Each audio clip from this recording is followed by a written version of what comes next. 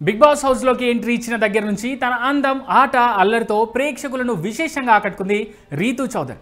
ప్రతి వారం ఓటింగ్లోనూ టాప్లో దూసుకుపోయింది. బిగ్ బాస్ హౌస్లో డీమన్ పవన్తో ప్రేమాయణం సాగించిన రీతూ అతనితో రాసుకు పూసుకొని తిరుగుతూ బిగ్ బాస్కు కావాల్సినంత కంటెంట్ కూడా ఇచ్చింది.